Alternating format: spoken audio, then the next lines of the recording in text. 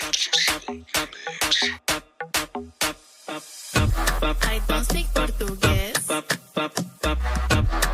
I can speak English. Dale mamá con tu taca. همه دارن میگن ازا پیش رو میخوایم آره یک بسته دام گیر شده بیا آقا برو کنار منو راحت بذار بهم چسبیدی مثل آهن رو با ساب مهمونی شده آهنگ بذار تیری نره رفا منو دادم بکار تو واسم بیا نرم و ابسولوت داشتم که رستم بیت بسته دود که بسته پول میریزم سر داغه تازه زود بل کند مال ماشه شاید واجب باشه تا که تو اتاق ببرم استعداده تو به من نشون بدی امشب یا نزدیک به لبا تشنم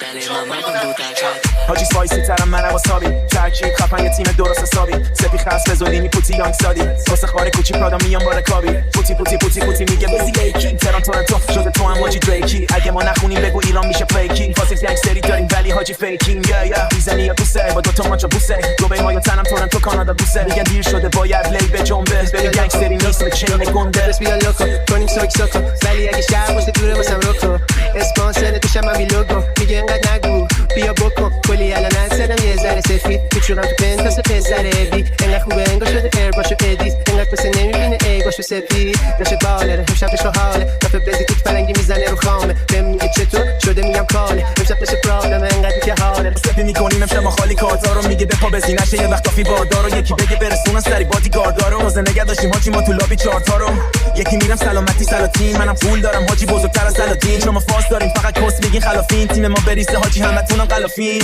سپی کرده باز بخوری منو مینو شاکی شده بهش میگه کوکولی نرو بغلم